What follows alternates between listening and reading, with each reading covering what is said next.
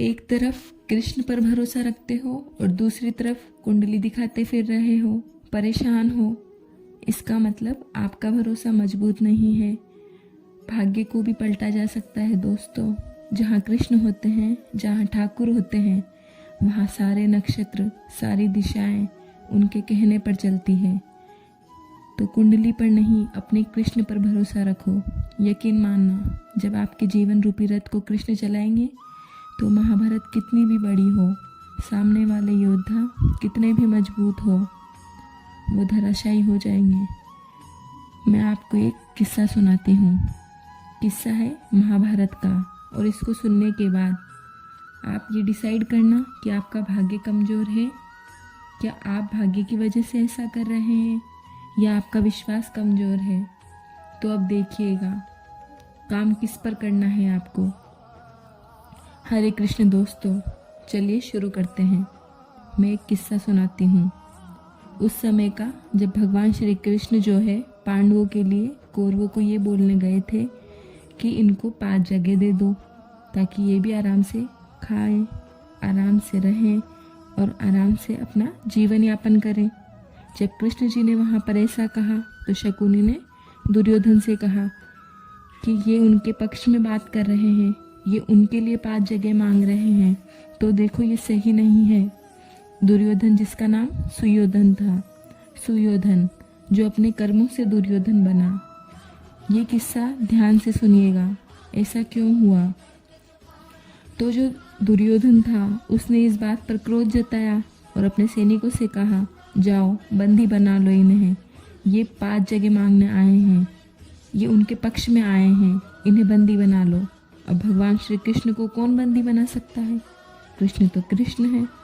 ये पहला वाक्य था जब कृष्ण जी ने अपना प्रकाश दिखाया, अपना वो रूप दिखाया कि वो कौन है। जब भगवान श्री कृष्ण ने ये बताया था कि मैं कौन हूँ, दोस्तों वो भगवान श्री कृष्ण हैं। उन्हें बंदी बनाना कोई आसान काम थोड़ी ना है। कृष्ण तो कृष्ण है। कृष्ण वहाँ चेतावनी देकर वहाँ से चले गए और इधर धृतराष्ट्र जो है इस चिंता में आ गए कि अब क्या होगा। तो दुर्योधन ने कहा, अब क्या होना है, अब तो युद्ध होगा। तो धृतराष्ट्र ने अपने ज्योतिषी को बुलाया। ज्योतिषी आए तो धृतराष्ट्र ने पूछा कि क्या होगा। तो आप यकीन मानना, वो समय ऐसा था जब प्रखंड से प्रखंड ज्योतिषी हुआ करते थे, जो उड़ती चिड़िया के पंख पढ़ लेते थे।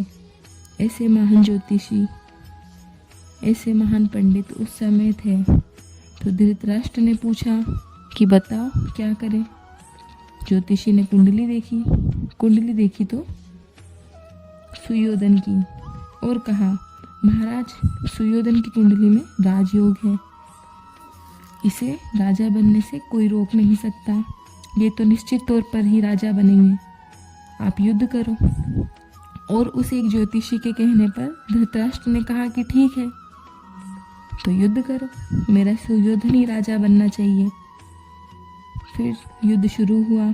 जब युद्ध शुरू हुआ तो आपको तो पता होगा कि 2 ही लोग युद्ध से बाहर थे। एक संजय जो सारा वृत्तांत युद्ध का सुना रहे थे धृतराष्ट्र को, और एक विदुर जिन्होंने युद्ध को त्याग दिया। अब युद्ध शुरू हुआ। जब युद्ध शुरू हुआ तो कौरव खत्म होने लगे। पहले ही 3 दिन में काफ़ी कौरव खत्म हो गए।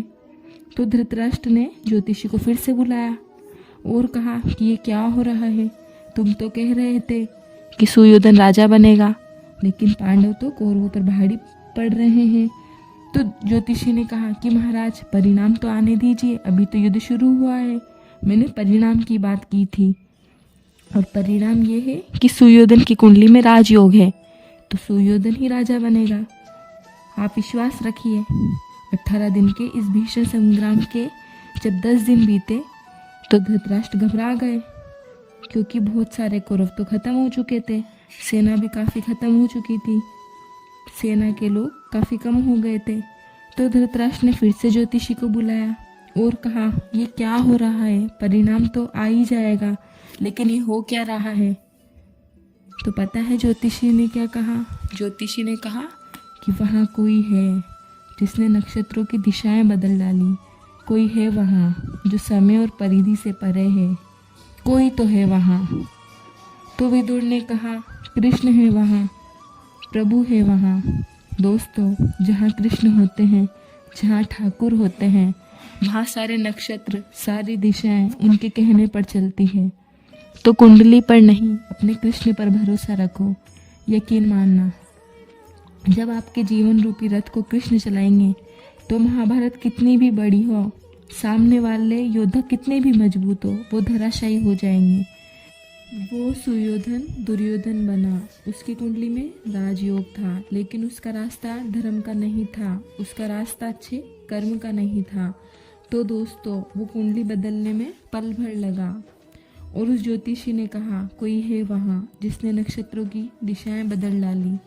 कोई है वहाँ जो समय और परिधि से परे है। वो कृष्ण है, वो ठाकुर है। तो अपने विश्वास को अपने प्रभु पर मजबूत रखिए और भाग्य को बुरा मत बोलिए। अपने कर्म पर भरोसा रखिए, अपने ईश्वर पर भरोसा रखिए।